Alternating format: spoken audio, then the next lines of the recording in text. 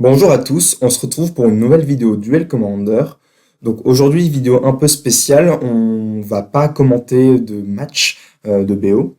On va se concentrer plutôt sur une deck tech. J'avais envie de commencer une nouvelle série de vidéos, donc des deck tech. Moi j'aime beaucoup le format, on apprend toujours plein de choses.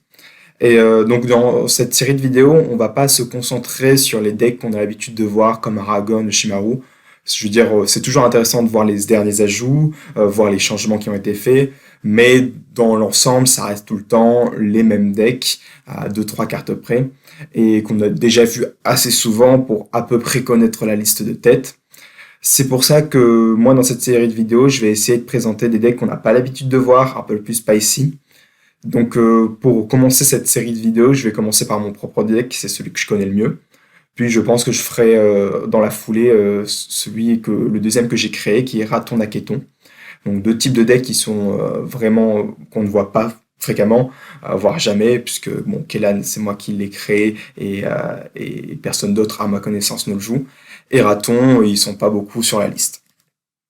Donc voilà. Et ensuite, si ça vous intéresse, j'essaierai de faire des deck tech sur les decks un peu spicy d'artefacts. J'en ai quelques-uns de tête qui pourraient être intéressants et qui pourraient changer des classiques qu'on a l'habitude de voir. Donc voilà, maintenant que ça s'est dit, on va pouvoir commencer à la deck tech. Aujourd'hui, Kellan, Inquisitive Prodigy. Donc comme je l'ai dit, c'est moi qui ai créé le deck.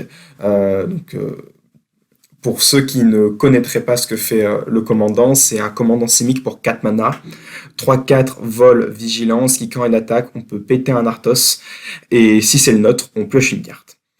Mais également, il a une aventure pour 2 mana simique. Quand on lance ce rituel, on investigate, donc on crée un indice donc qui permet pour 2 mana de le sacrifier et de piocher, et on peut jouer un terrain supplémentaire ce tour-ci.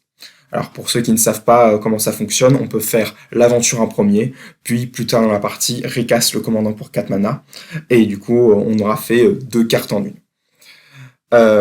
Et pour ce qui est de la taxe, je veux dire, pardon, c'est si je paye la taxe sur l'un des deux, que ce soit le rituel si je fais la taxe, ensuite comme il est en aventure, il n'a plus la taxe pour 6, s'il a été déjà recast, et si je peux aussi directement le payer pour 6, et dans ce cas-là, il arrive directement en 3-4 vols vigilance. Voilà pour le commandant. Alors, quel est les plans de jeu du deck, le but du deck? Le deck a plusieurs plans de jeu, ce qui en fait un deck pas forcément facile à comprendre et à diriger, mais globalement, il y a 3 plans de jeu principaux. Le premier plan de jeu, celui qu'on veut absolument mettre en œuvre, on pourrait penser que c'est le plan de jeu Nadu, mais en réalité, c'est pas le plan de jeu que je favorise durant mes parties en priorité. C'est toujours bien, c'est toujours très fort. En termes de power level, c'est plus fort, mais en termes de régularité, c'est pas le plus simple.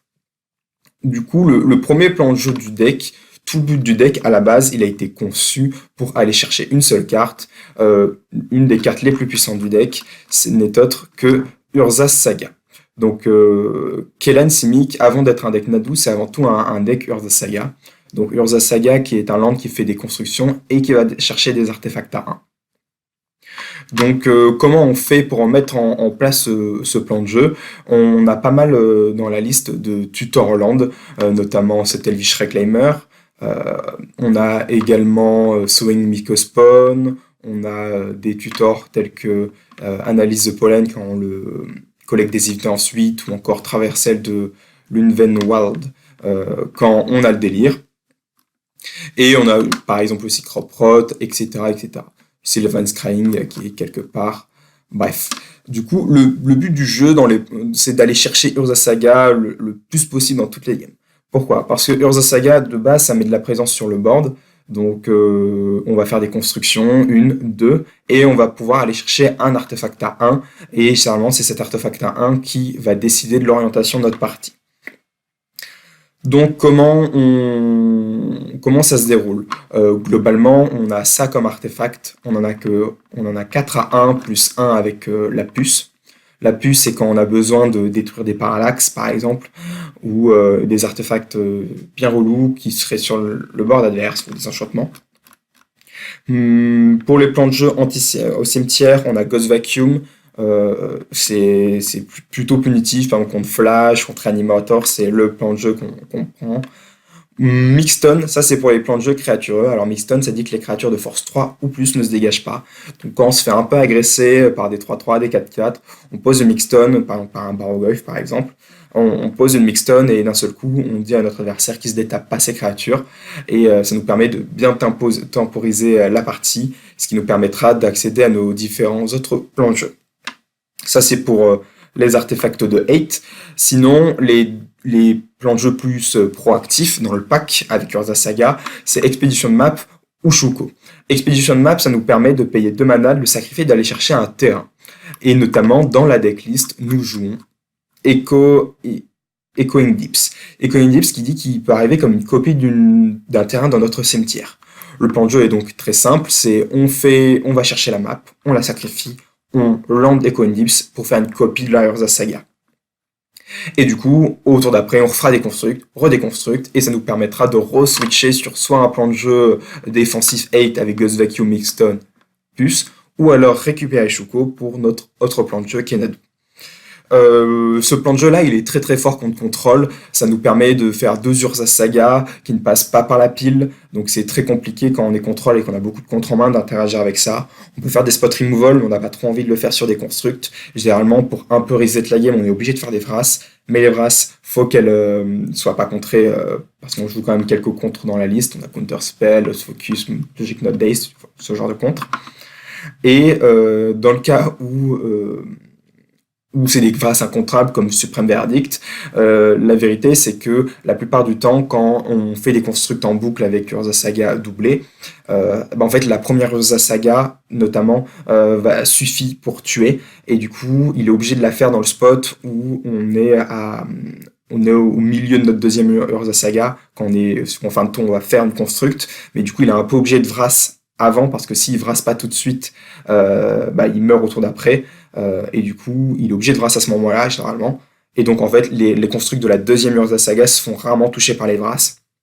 En tout cas, il y en a forcément une qui passe, qui reste, qui stick. Parce que sinon, s'il les fait pas, en fait, il meurt. Donc ce plan de jeu là est très très puissant contre contrôle, ça passe pas par la pile, à part pour aller chercher la saga, et encore parfois c'est même pas le cas, enfin je dis que ça passe pas par la pile, je veux dire pas par des sorts.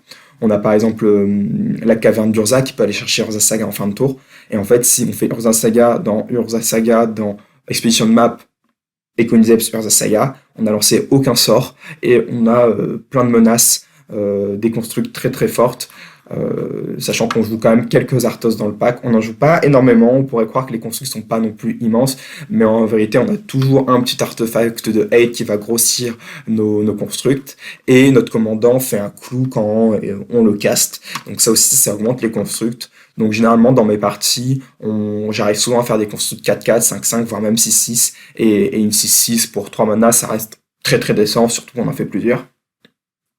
Donc voilà, ça c'est le plan de jeu numéro 1, le plan de jeu Urza Saga. Le deuxième plan de jeu, c'est le plan de jeu Nadu. C'est généralement le plan de jeu le plus puissant contre tous les decks, mais il est moins régulier parce qu'il faut réussir à avoir Nadu et Shuko sur le champ de bataille.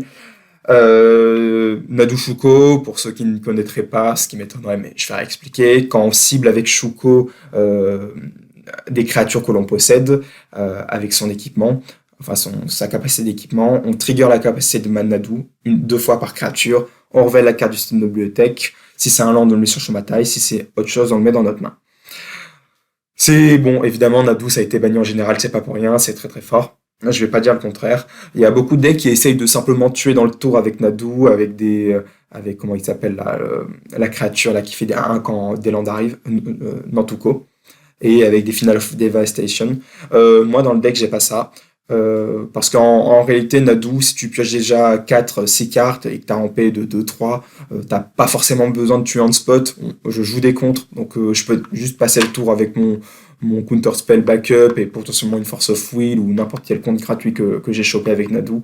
Et en fait, tu vas relativement souvent des tapes avec Nadu Shuko, et une fois que tu détapes avec, tu vas juste faire beaucoup trop de triggers, beaucoup trop de value, et t'as pas réellement besoin de tuer dans le tour. Alors, il y a des parties où on aimerait pouvoir tuer dans le tour, mais c'est pas essentiel dans 80% des parties que j'ai avec Nadu Shuko. Donc l'avantage c'est que notre premier plan de jeu qui est d'aller chercher Urza Saga nous amène à Shuko et du coup quand on a un tutor créature, on peut simplement aller chercher Nadu et commencer à faire des bêtises. On préfère le faire, enfin je préfère le faire quand j'ai 2 ou 3 créatures sur le board en comptant Nadu, mais parfois juste Nadu sur le board, on pioche 2, on dit fin de tour et si on a encore des counter spells, on se battra sur ses anti-bêtes et donc ça reste raisonnable. Voilà, ça c'est les 2 premiers plans de jeu. Mais du coup, comment on fait pour gagner quand on n'a pas un des 2 plans de jeu? Sachant que on ne joue pas d'anti-bet puisqu'on joue 6 mecs. Enfin, on joue très très peu d'anti-bet. On en joue 3. C'est des enchantements. Voilà, qui transforment, qui annulent les capacités. Donc, c'est quoi le plan de jeu quand on n'a pas ça? Alors, il y a un plan de jeu Oko, gagner la partie tout seul. C- Parfois ça arrive, c'est rare. Oko, c'est fort, mais c'est de moins en moins aussi fort que les gens ne le pensent. C'est pas trop mana, je slam Oko, j'ai gagné. Ça aide à gagner, je vais pas dire le contraire, mais c'est rarement win on spot avec Oko. On n'est pas sur une Blood Moon ou ce genre de trucs qui peuvent tuer à l'impact, même si ça aide à gagner, je vais pas mentir. On a également des spots où juste Tamio ça fait gagner. Stamio, c'est un peu plus puissant généralement que Oko. Oko, il se prend des contres, parfois sur des mauvaises séquences, il se fait tuer, et puis l'été, on doit se full tap pour le jouer. Tamio, c'est ultra safe de la jouer. On la joue tour 1, et s'il a l'anti-bet, c'est pas grave, et s'il l'a pas, bah, ça va être un peu plus dur. Du coup, le troisième plan de jeu, c'est simplement de casse notre commandant. On est un deck qui ne tue pas forcément avec le commandant. Il y a des games où on le joue pas, on fait juste l'aventure, ou même parfois on peut pas parce qu'on peut pas additionner le land. Mais il y a des games où juste on n'a rien à faire, et du coup on fait 4 mana commun. Alors la plupart des gens quand ils voient le commandant pour 4 mana, ils se disent bah 3-4 vols vigilance pour 4 c'est un peu rincé, et je dirais pas le contraire, on a Ragant dans le format qui est un peu plus solide sur les appuis, je pense. Cependant, il a quand même quelques applications insoupçonnées, et parfois juste 3-4 vols vigilance, bah c'est con mais ça bloque quoi. Il y a beaucoup de games où le deck va jouer des créatures comme par exemple Endurance, même parfois Nadu sans Shuko, ce genre de cartes qui vont juste tick le board. Il n'y a pas énormément de créatures qui les passent. Il y a Barrogoyf, comment il s'appelle, Frog, mais il n'y en a pas des masses.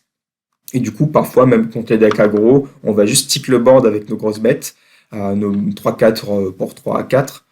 Et, euh, et juste on casse une Kellan et on attaque en boucle avec la vigilance et on tue juste au-dessus des bloquants. Puisque 3-4 vols, il y a peu de créatures avec le vol qui sont plus grosses. Il y a Oculus, Murktide principalement, il n'y en a pas plus globalement. Et du coup, vigilance, ça nous permet de rester d'étape pour simplement attaquer en boucle avec le commandant. Et voilà. Et parfois, ça suffit à gagner. Et on reste contre-up. Généralement dans ce genre de spot, quand on a commandant plus une ou 2 autres bêtes et qu'on a des contres en main, c'est un peu les spots qui font gagner parce que on va se transformer d'un seul coup en un deck tempo. On a les tempos, on joue plus rien et on attend jusqu'à tuer. Mais généralement ça suffit pas et faut rajouter une petite carte pour que le commandant soit réellement très très fort. Les 2 choses qui font que le commandant de pièces de potable a plutôt solide, c'est dans le deck, on a 3 cartes pour être précis. La première, c'est Seland.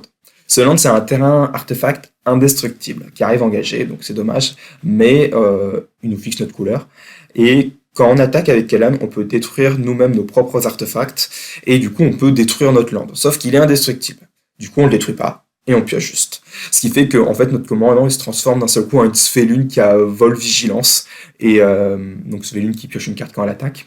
Et donc pareil, du coup c'est une 3-4 vol vigilance qui quand elle attaque pioche une carte et d'un seul coup le Panjo Tempo est super fort parce qu'on va piocher 2 cartes par tour, notre adversaire généralement une carte et on va rester contre up et on va gagner la game juste à un coup de 3-4 vols. Vigilance. Donc ça, c'est quand on a le terrain, on début de partie, c'est plutôt fort. Parfois, juste en fin de partie, on a des tutorlands qui nous servent un peu à rien. Par exemple, Sylvan's Crying. On pourrait aller chercher d'autres lands ou Mirza Saga, mais c'est peut-être parfois des plans de jeu un peu trop long terme. Parfois, on va juste chercher le terrain indestructible, on le joue, et ensuite on commence à piocher avec notre moteur de draw en command zone. Les 2 autres cartes qui sont plutôt fortes dans le pack, ce sont E2. Alors, qu'est-ce que c'est que ça? Ce sont des artefacts à 2 mana qui, en les engageant, transforment des permanents ciblés, un tous les permanents et l'autre que les permanents dans le terrain, en artefacts. Il y en a un qui fait pas de mana, il y en a un qui fait en plus du mana en engageant. Donc c'est des cartes extrêmement nulles, on va pas se le cacher, sauf dans ce pack globalement. Alors ça, il y a d'autres packs qui doivent le jouer, mais pas des masses, je pense. Ça, je pense que personne le joue. C'est plutôt fort dans le pack, pourquoi? Parce que globalement, notre Kellan, notre commandant, va se transformer en une destruction de permanent à chaque tour. Parce que on va, au début du combat, cibler un permanent qui nous gêne, et avec le commandant, quand on va attaquer, on va détruire un artefact, donc celui adverse, celui qu'on aura ciblé. Les deux sont. Il n'y en a pas spécialement un meilleur que l'autre. Lui permet de faire du mana, donc c'est toujours cool quand on n'a pas le commandant de pouvoir avoir un caillou qui au moins est une carte active. Lui, quand on n'a pas le commandant, il sert beaucoup moins. Il a quand même quelques applications que j'expliquerai juste après.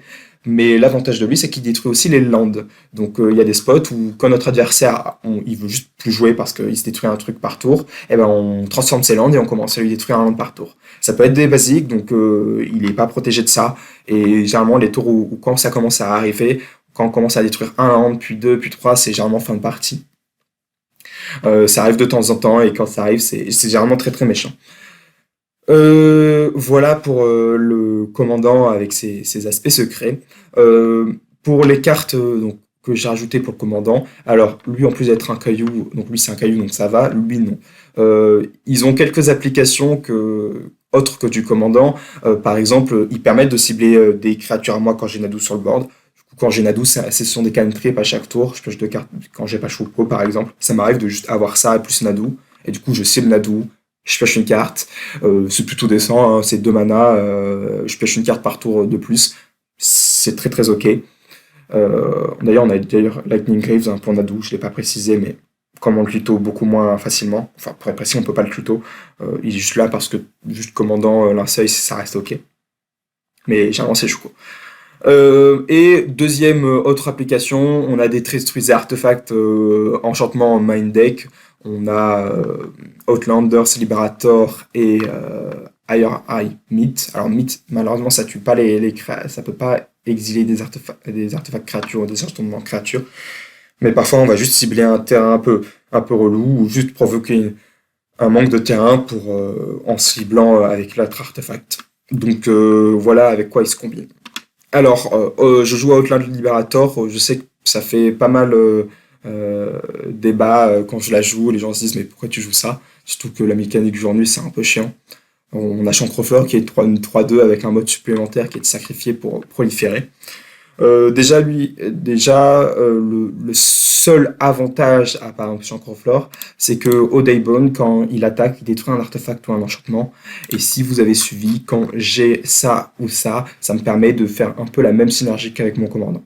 Donc c'est la seule raison pourquoi je le joue à la place de Chancroflore. Ça arrive très très rarement, mais bon, quand ça arrive, c'est plutôt cool. Voilà pour les différents plans de jeu du deck. Je vais revenir sur 2-3 cartes qui semblent un peu spéciales. Par exemple, Gilded Goose, pourquoi je joue ça alors que je joue aucun dork. Le deck a beaucoup de tutos et on a envie de répondre à peu près toutes les situations. C'est pour ça qu'on a des détruits artefacts, enchantements, qu'on a de l'anti-cimetière. Qu'on a un boom sous forme de créature, des stifles sous forme de créature, et ben en fait la Gilded Goose remplit le rôle de simplement gagner des points de vie. Parfois on a besoin de gagner des points de vie, alors on a Scavenging Ooze aussi, mais c'est un peu plus cher, c'est un peu plus sur le long terme, ça c'est quand on a vraiment envie de se mettre hors de Bolt. Et du coup, avoir ce toolbox créatures qui font un peu plein de trucs, ça nous permet de revenir de situations qu'on n'aurait pas dû revenir si on jouait pas à certaines cartes. D'autant plus que parfois, juste, on fait la foudre et quand on attaque avec Kellan, on pioche une carte en la détruisant. Donc on peut juste payer 2 à chaque tour pour faire des foudres, pour piocher une carte avec le commandant. Donc c'est pas totalement mort. Et parfois, c'est juste un bird qui fait de la mana une fois et que ça reste décent. Pour les cartes un peu plus notables, on a Elvish Reclaimer, ça nous fait un tuto land à chaque tour. On a une très grande toolbox de land que je montrerai juste après. On a Urza Saga qui est le plan de jeu principal. Extrêmement fort, j'ai parfois même envie de dire qu'il est plus fort que Tamiyo dans certains spots. Ça, si je détape avec, déjà il est un peu chiant parce que j'ai Talon Gate of Madara dans le deck. Donc si tu veux essayer de l'anti-bait, je peux juste le phase out. Et surtout, il me donne accès à beaucoup trop de terrain. Il est vraiment solide et elle est vraiment solide comme carte. On a Sylvan Safekeeper qui marche avec Nadu, mais parfois juste on joue et on protège le commandant et en fait on met en place le plan de jeu tempo en sécurisant notre commandant. Donc plutôt bonne carte. On a également Swing Miko Spawn, ça coûte un peu cher, mais parfois on fait juste 2 mana, je rampe avec mon commandant, tour 3 Swing Miko Spawn. Et c'est un trigger de cast, donc on peut aller chercher Urza Saga en quasiment incontrable, puisque c'est pas un sort, le trigger de cast. Donc plutôt pas mal, depuis que je l'ai entré, je suis plutôt content. Et enfin, on a Urza et Bonipal pour les cartes qu'on verrait pas forcément.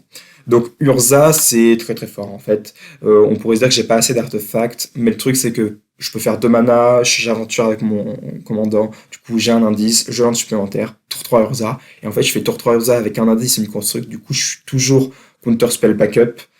C'est plutôt ok de pouvoir jouer Urza tour 3 avec un contre encore disponible en main, enfin encore castable. Du coup, c'est plutôt solide et ça met beaucoup de porte-présence. Et comme on joue avec Urza Saga et des constructs, la construct de Urza, en fait, elle est souvent 4-4, 5-5 et d'un seul coup, on met 4 mana, une 1-4 et une 5-5 qui fait de la mana. C'est très très solide. Donc, ce Urza, en plus de ça, parfois, quand on fait Nadu Shuko, on a besoin de beaucoup de board présence et on va chercher Urza. Ça nous fait 2 bêtes pour 4 triggers de plus. On pourra engager Shuko pour faire de la mana. Donc, c'est plutôt fort. Et enfin, Bonipal. Bonipal, pour ceux qui connaissent pas, c'est une 6-5 pour 6 portée qui, quand elle arrive, fait un token beau qui est XXX étant le nombre de terrains qu'on contrôle. Quand on attaque avec une créature, pas forcément elle, on pioche une carte et ensuite on peut mettre un land de notre main ou de notre cimetière sur le champ de bataille. Pourquoi Bonipal? J'avais besoin, en fait, j'avais fait le Relic Fest avec une liste sans Bonipal et je m'étais rendu compte que parfois, quand je piochais un tutor, sans Shuko, Nadu c'est juste une 3-4 vol, on n'a pas envie forcément d'aller la tuto. Et du coup, je me rendais compte que parfois, j'avais rien pour tuer, alors que l'adversaire était au top deck, et on avait juste besoin d'une grosse bête sur un tutor. Et du coup, Bonipal remplit cette condition. J'avais le choix entre Bonipal ou Emrakul. Emrakul a des avantages, c'est que quand on le caste, la game est vraiment finie, quasiment 95% du temps. Le problème, c'est qu'Emrakul coûte plus cher. Même dans le pack, il doit coûter 8-9 à chaque fois, et Bonipal coûte que 6 à contrario. Et Bonipal a cet avantage également d'être verte, ce qui fait qu'elle est tutorisable avec Crimson Zenith ou Pact of Negation. Donc on la trouve plus fréquemment que Emrakul, c'est pour ça que je la préfère. Et au passage, elle se pitch sur Force of Negation et Force of Will, ce qui n'est pas le cas d'Emrakul. Donc c'est quand même un peu mieux selon moi, en tout cas pour mon pack. Bonipal, c'est très puissant, ça nous permet de... En fait, il y a des spots où on a commandant, on fait Bonipal pour 6 et on pioche du coup 2 cartes par tour grâce à Bonipal. On lande plus notre cimetière, donc on n'a plus de problème de land. Donc nos fetch, on ramène nos Urza Saga. Et en fait, on attaque très très peu avec Bonipal et le Beau token, qui est souvent 6-6, 7-7, voire même 10-10 parfois.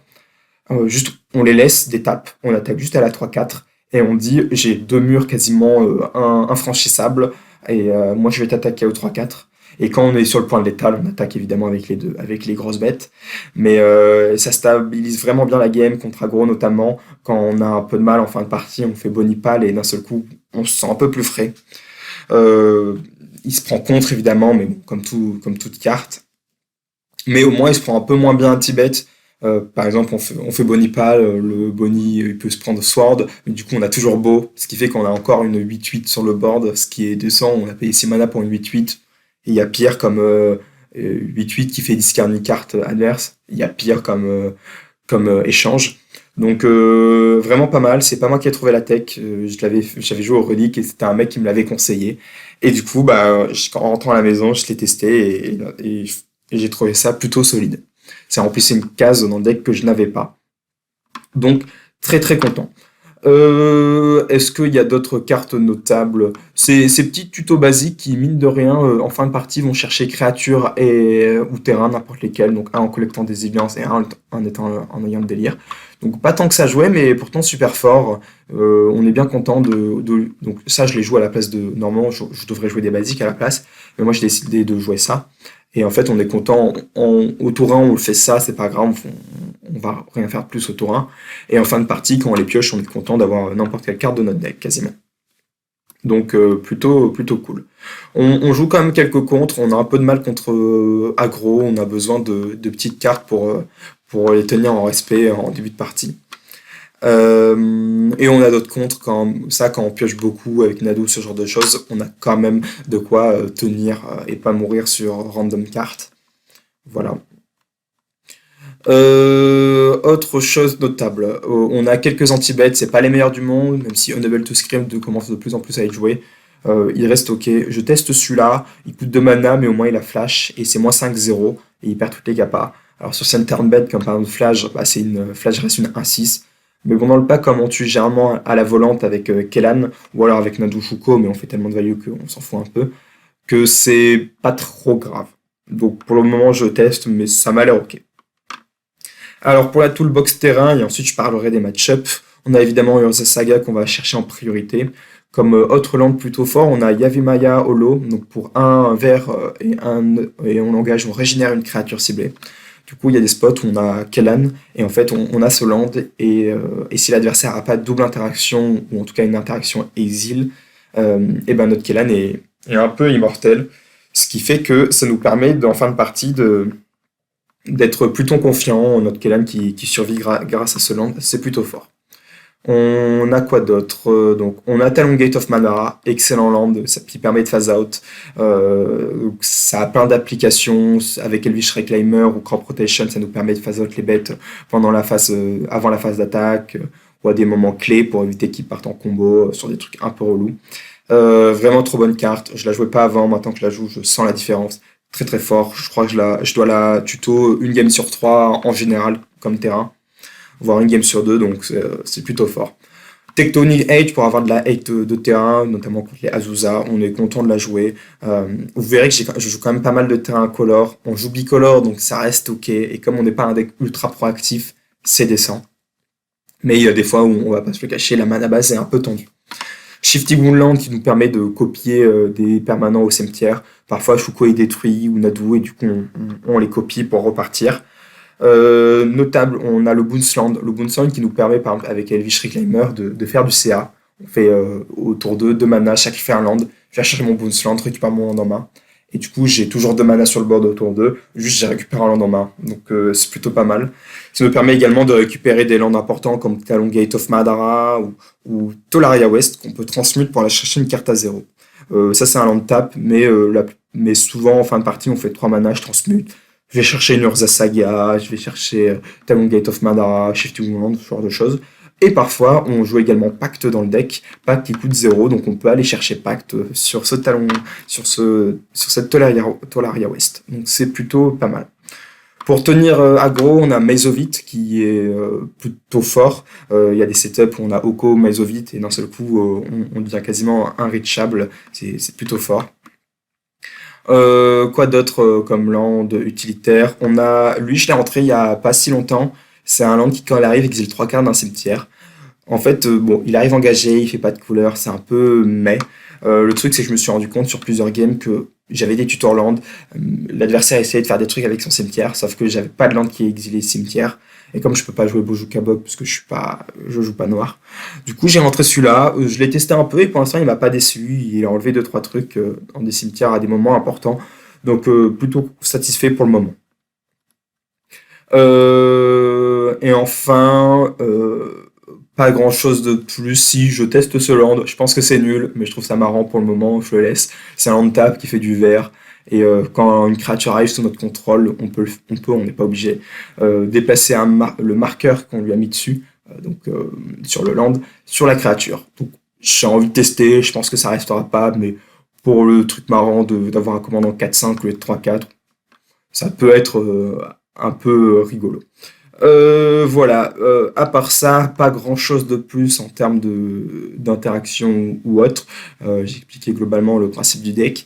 Vite fait, les match-ups du deck. C'est simique, on a très peu d'interactions. Du coup, nos pires match-ups, ça reste les decks créatures aggro. Tous les decks aggro, on se les prend en pleine face. C'est extrêmement dur. C'est Yoshimaru, par exemple, c'est vraiment pas génial comme match-up. Felia aussi, c'est compliqué. Pour gérer ce genre de deck, on est un peu obligé de passer par un mixton. C'est un peu ça qui nous sauve la plupart du temps. On fait une mixton un peu en mid-game, quand il nous reste 6-7 HP pour bloquer une bonne partie du board adverse. Ou alors on part avec Nadushuko, c'est un peu notre seul moyen de gagner. Alors parfois on a Urza qui arrive un peu tôt, et ce qui nous permet de tenir. Il y a également Meizovic qui nous aide beaucoup, mais Meizovic tout seul, ça suffit pas la plupart du temps. Donc si Meizovic, ça nous permet juste de tempo assez longtemps que pour arriver sur Nadu ou sur Urza, Bonipal, ce genre de choses, ou Mixton. Donc aggro, c'est match-up compliqué. Les bons match-up du deck, c'est avant tout contrôle et généralement combo. Les meilleurs, ouais, c'est ça, c'est les meilleurs match-up. Notamment Hidetsugu Kairi, que j'affronte beaucoup à la boutique, qui se mord souvent les doigts. Atraxa, Glarb, tous les decks contrôle, Airtai, Mono Bleu Teferi, même si ça c'est un peu plus combo, on va pas se le cacher. Voilà, tous les decks contrôle, c'est un très très bon match-up, notamment grâce à notre ligue Urza Saga qui va ne jamais, qui va être très très chiant à gérer, qui va faire beaucoup de value en ne passant même pas par la pile la plupart du temps, enfin pas par des sorts. Donc ça c'est nos meilleurs match-up. On n'aime pas trop être agressé et les decks contre nous agressent pas assez. Et du coup nous on peut stick, on a des cartes comme Elvish Reclaimer ou Tamio qui sont extrêmement pénibles. Nadu Shuko qui peuvent se pointer à n'importe quel moment de la game et qui, du coup, nos adversaires sont un peu obligés de respecter. Et parfois, on fait juste des endurances, des subtilités en flash fin de tour pour se transformer d'un seul coup en deck tempo. Donc, on a plein de plans de jeu différents et Control, il aime pas beaucoup ça. Et Urza Saga qui reste le MVP contre les decks Control. Quoi d'autre? Les match-up, j'ai dit combo, par exemple, en combo, je pense au Reanimator. Au Reanimator, on a tellement de tutors. Maintenant, j'ai mes tutors Lond qui peuvent aller chercher de l'anti-cimetière. On a Ghost Vacuum qui va chercher sur Rosa Saga. On a Résilience, Ooze. Bref, on a beaucoup d'anti-cimetière dans le pack, ce qui nous permet d'être plutôt solide contre Reanimator. Si on mulligan dans ces interactions, on a des contres également. On peut mettre des bêtes pour essayer quand même de tuer. Donc c'est généralement des bons match-up. Autre type de combo, on a Rogar Tavesh. J'ai jamais fait le match-up. Je suis pas sûr que ça soit un excellent match-up. Je pense que c'est plutôt 50-50. On a des contres, on a de l'anti-cimetière, de l'anti-artefact, l'anti-enchantement, ce genre de choses. Mais bon, ça reste Rogar Tavesh, selon moi, un des meilleurs decks du format, voire le meilleur deck. Donc je suis pas sûr qu'on s'en sorte à merveille, mais je pense que c'est plutôt du 50-50. On a également des decks combo, enfin pas vraiment combo, mais plutôt des decks Azusa, des decks Lands. Je pense qu'on est un des rares decks à pouvoir un peu essayer de se combattre contre Azusa. La plupart des decks n'ont pas forcément de gestion de terrain, pas forcément de gestion d'artefacts, d'enchantements, de cimetières, qui sont quand même plutôt importants contre Azusa.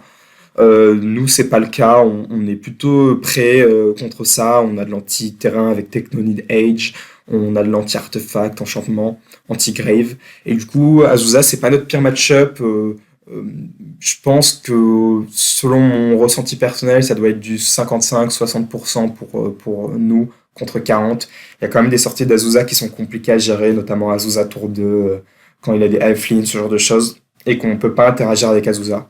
La meilleure moyen de gagner contre Azusa, c'est de contre Azusa au tour 2 ou au tour 3. Ça, c'est obligatoire. Et ensuite, commencer à aller chercher nos pièces de hate pour ensuite mettre une menace et tuer la menace qu'on a mise.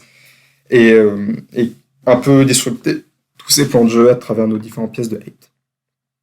Voilà pour les match-up combo. Les match-up mid-range, c'est un peu spécial.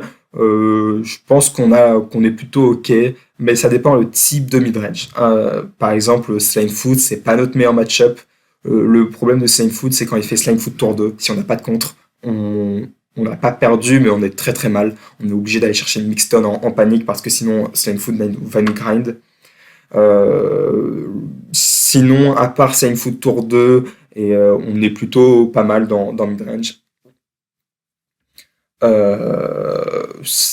a Nadu Shuko, ils peuvent très peu interagir avec, sauf en Tibet. Mais ça, on essaye de partir quand les gens se full tap.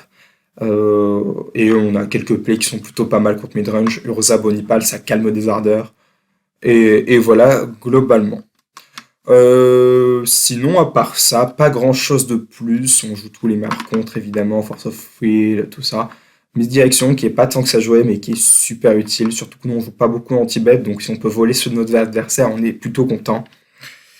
Et globalement, voilà pour la deck tech.